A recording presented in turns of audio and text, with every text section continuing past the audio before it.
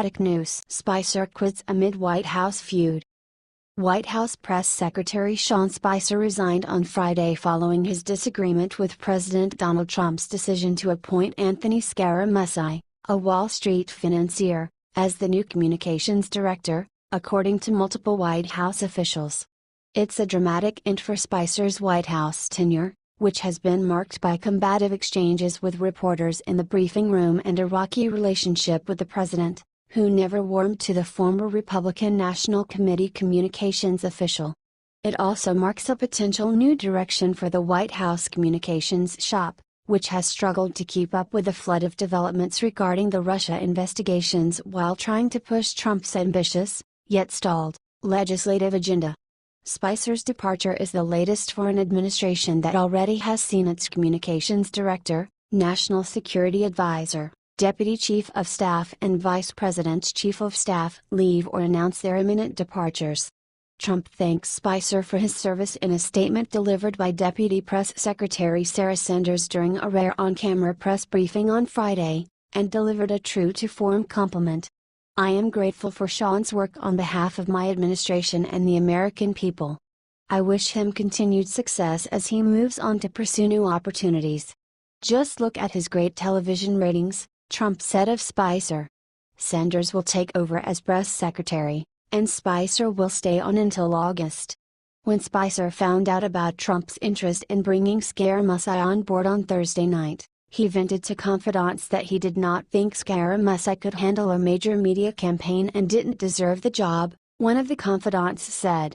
He also expressed concern about whether Scaramucci would technically be in a senior position to him, since in the Obama administration the communications director was senior to the press secretary, according to two people familiar with the conversations.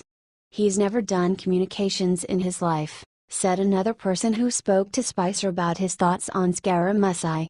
Trump offered Spicer a role to stay in the White House, but it was vague and Spicer declined, according to a senior administration official and Spicer confidant. "It's been an honor and a privilege to serve at POTUS at real Donald Trump and this amazing country. I will continue my service through August," Spicer tweeted on Friday afternoon. Spicer told the Associated Press that he resigned to clear the way for Scaramucci, saying, "We're at the point where the president could benefit from a clean slate." He said Scaramucci's tenure will be great, adding, "He's a tough guy." Scaramucci also appeared at the White House briefing on Friday, and downplayed tensions around his appointment, saying he had a strong relationship with Chief of Staff Reince Priebus, who also voiced opposition to Scaramucci's appointment, according to multiple sources. "There's been some speculation in the press about me and Reince, so I just want to talk about that very quickly," he said. "Reince and I have been personal friends for 6 years. We are a little bit like brothers where we rough each other up once in a while, which is totally normal for brothers," he said. "I don't have any friction with Sean, I don't have any friction with Reince," Scaramucci said, though he also said, "We can all live with a little bit of friction in the White House." Despite the public professions of optimism, Scaramucci's expected appointment has caused great upheaval in the West Wing, with Priebus and Chief Strategist Steve Bannon also expressing opposition to him getting the high-profile job. "This was a murdering of Reince and Bannon. They said Anthony would get this job over their dead bodies," said one top White House official. Another White House official disputed that Priebus used these words and said the Chief of Staff has a long-standing and good relationship with Scaramucci. The official said Priebus did not want to stop Scaramucci's appointment but instead just wanted to slow the process down. The first official added that Scaramucci had the backing of Trump's son-in-law and top advisor Jared Kushner, Ivanka Trump, National Economic Council Director Gary Cohn, and Deputy National Security Advisor Dinah Powell. A third White House official said Spicer was gracious while breaking the news of his departure, offered some praise for Scaramucci, while saying he would help with a transition. In the press office there was a round of applause on Friday morning for Spicer and then for Scaramucci, led by Priebus, according to a White House official. But a source close to the White House press operation said there are serious doubts among some aides that Scaramucci will be able to handle the full scope of the job. The challenge really here is that Scaramucci was being given a ceremonial title as communications director with absolutely no understanding of what that position means and with no understanding of how government works. So it's really more of a joke that he's being offered this position. The source added, Trump simply wants a high-level White House surrogate on television and wanted Mooch to have something nice to do. The White House will try to project a unified front, with Spicer, Priebus and Scaramucci all due to appear on Fox News host Sean Hannity's show on Friday night. Scaramucci, who has been an avid defender of Trump on TV in recent months, will replace Mike Dobbs, who resigned from the job in May. He is joining the White House after being blocked from other senior jobs, including Director of the Office of Public Liaison, which is in charge of managing the administration's relationship with big business groups, amid concerns about his extensive business entanglements and lack of political experience. But Scaramucci does bring with him a natural ease with Trump, and he is seen as a natural schmoozer and fixture on the global financial scene from Davos to his own lavish hedge fund conference in Las Vegas. Scaramucci drew resistance from others in the White House, including Priebus, White House officials said. One source with knowledge of the conversations between Trump and Scaramucci said the latter's new post could be read as a message to Priebus, a former RNC chairman who has not built a strong relationship with Trump. Just hiring Anthony is telling Reince beat it, go find another job, said the source, who cited the tense relationship between the two. Priebus' role in previously blocking him from joining the administration has been a sore point between the two. Another White House official said Scaramucci will be a big asset as Trump tries to deliver on his aggressive legislative agenda, including tax reform and an infrastructure package. We are all super happy, well, most of us are. He's got credibility, including with some Democrats on the Hill. And he believes the press has a job to do. Good to have in this job as we move on to tax reform. Trump met with Scaramucci on Thursday night to discuss the role and again on Friday morning, according to 3 White House officials and 2 advisors with knowledge. Trump sees Scaramucci as a strong defender of him on television, particularly on the Russia scandal, and wants him to be focused on the surrogate strategy as communications director. Trump has been enamored with Scaramucci since he managed to get a retraction from CNN on a story published in late June about his alleged Russia connections, according to one senior administration official and one outside advisor. Talks about it all the time, said the outside advisor. Trump reconnected with Scaramucci in the Oval Office shortly after and mainly talked about Scaramucci's win against CNN, according to a person familiar with the chat. As West Wing aides learned of Scaramucci's likely appointment, Spicer suggested that he instead take the position of communications director for the National Economic Council, according to a Spicer confidant. Priebus, meanwhile, tried to offer Scaramucci the job he was originally promised, Director of the Office of Public Liaison, even though it's currently being filled by Priebus ally George Sifakis. Last month, Spicer was trying to set the stage for his potential departure, hinting that it was by choice that he was moving away from the podium, but that if he wasn't given control of the communications department, he would threaten to leave. But in recent weeks, he was feeling more confident in his new slot. For the past 6 weeks, he has been running point in meetings with communications and legislative affairs staffers overseeing the rollout of the administration's tax reform plans, moving into the more policy-oriented role that he said he wanted. And he has expressed skepticism that a shakeup in the communications department was imminent. He's been in a good mood. He's been enjoying lowering his profile and communications planning around tax reform and other issues in the White House, said the source close to the press operation. The source added that Spicer wasn't necessarily surprised by the Scaramucci news and that Spicer has plenty of options for his future. He will go make a lot of money, and he will enjoy some downtime. 2 sources with direct knowledge of the situation said that Scaramucci is being primed to eventually take on the position of Chief of Staff. One person close to White House said there is potential for mass exodus in press office. Priebus has told people he is determined to stay with the job for 1 year, mainly to prove the naysayers wrong, but it looks increasingly difficult. That person said that Priebus has been concerned about his reputation and thinks leaving any time short of a year would be seen as a failure. The open question is Reince, the person said.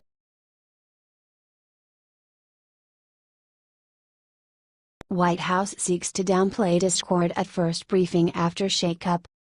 The White House sought to use its first on-camera briefing in weeks on Friday to downplay internal discord after a press shop shakeup, and President Donald Trump said in a statement that he was grateful to outgoing White House Press Secretary Sean Spicer. In the statement read by Principal Deputy Press Secretary Sarah Huckabee Sanders, Trump wished success to Spicer, who resigned hours earlier in protest of the decision to bring on Wall Street financier Anthony Scaramucci as communications director, and applauded his outgoing aide's great television ratings. Scaramucci also praised Spicer and said he and White House Chief of Staff Reince Priebus, who reportedly also opposed his hiring, are like bickering brothers with no real friction between them. Here are the key moments from the briefing by Sanders, who will now take over Spicer's job, and Scaramucci. Scaramucci and Priebus are like squabbling brothers, the new communications director said. There's been some speculation in the press about me and Reince, so I just want to talk about that very quickly. Reince and I have been personal friends for 6 years. We are a little bit like brothers, where we rough each other up once in a while, which is totally normal for brothers. There's a lot of people in here that have brothers, and so you get that. But he's a dear friend, he said. He said it was Priebus who first brought him into politics and recalled that he had once asked the chief of staff to join his hedge fund, Skybridge Capital. He also said Priebus was consulted before he was hired.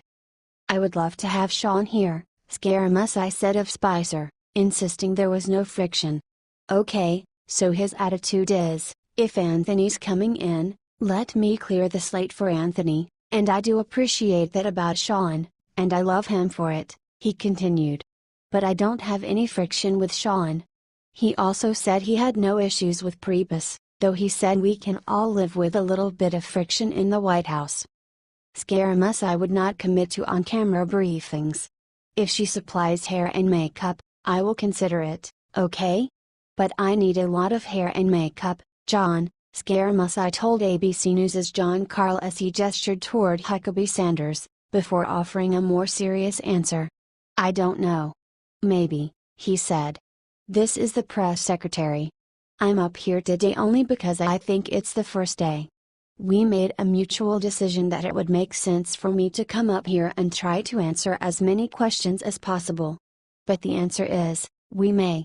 I have to talk to the president about it. I like consulting with the president before I make decisions like that. White House aides Hope Hicks and Dan Scavino plan to stay on as Director of Strategic Communications and Social Media Director, respectively, Scaramucci said. He said he could not speak to whether others in the communications shop plan to stay on. The president is a remarkable athlete, to hear Scaramucci tell it, he's the most competitive person I've ever met. I've seen this guy throw a dead spiral through a tire. I've seen him at Madison Square Garden with a top coat on, standing in the key and he's hitting foul shots and swishing them, okay? He sinks 3-foot putts, Scaramucci said. I don't see this guy as a guy that's ever under siege. This is a very, very competitive person. Obviously, there's a lot of incoming that comes into the White House. But the president's a winner. And what we're going to do is we're going to do a lot of winning. Scaramucci apologized for once calling Trump a hack politician, and accusing him of making anti-American comments about hedge funds and suggesting that Trump would only get elected president of the Queens County Bullies Association. Oh my God, he brings it up every 15 seconds, okay? One of the biggest mistakes that I made, because I was an unexperienced person in the world of politics, I was supporting another candidate. I should have never said it about him, Scaramucci said. So Mr. President, if you're listening, I personally apologize for the 50th time for saying that. There's no reason to think Trump lacks confidence in H.R. McMaster, Sanders said. I have no reason to believe otherwise, she said of Trump's support for his national security advisor. Trump still wants the Senate to vote on an Obamacare replacement, Sanders said. She confirmed that, despite mixed messages from the president this week, he still expects Republicans in the Senate to vote to replace, and not just repeal, the Affordable Care Act the next week. The president's preference is to repeal and replace Obamacare, and we haven't been shy or quiet about that, and those intentions have certainly not changed, she told reporters. That vote is currently on track to fail, unless Republicans in the Senate overcome their differences on the legislation. Sanders said she doesn't have any reason to think the Russia probe will be unfair. Trump, who has regularly called the investigation into the 2016 election a witch hunt, has complained about the appointment of special counsel Robert Mueller and criticized Attorney General Jeff Sessions for recusing himself.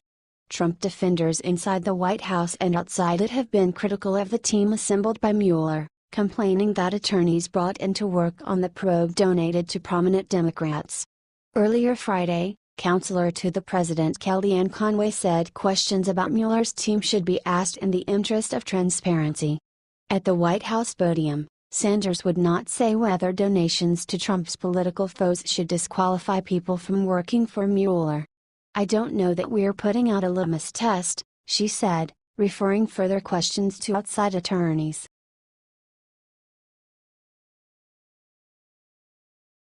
Russia sanctions deal taking shape without changes Trump sought. Negotiators in both parties are nearing final approval of a sweeping sanctions deal that does not include changes the White House sought to make it easier for President Donald Trump to ease penalties against Russia, congressional sources said Friday. The imminent accord on a package of sanctions against Russia, Iran and North Korea could get released publicly as soon as Friday night, according to House and Senate aides. To resolve a partisan clash over giving House Democrats the power to force a vote blocking Trump from easing sanctions on Moscow, the deal allows any anti-Trump vote to get privileged consideration in the House provided that it passes the Senate, a source told Politico. The sanctions legislation could pass the House as soon as next week and the Senate soon clear it soon after, providing the Republican-led Congress with a major bipartisan achievement to tout amid struggles on health care and taxes, albeit an achievement that delivers a thumb in the eye to Trump. The White House had pressed to dilute the bill's provisions empowering Congress to block Trump from easing or ending sanctions against Russia, but its request fell on deaf ears from Republican leaders. The pending sanctions deal would make a technical change to the portion of the bill by ensuring that Congress would not review minor and routine licenses for businesses seeking to operate in partnership with Russian entities, according to one GOP source.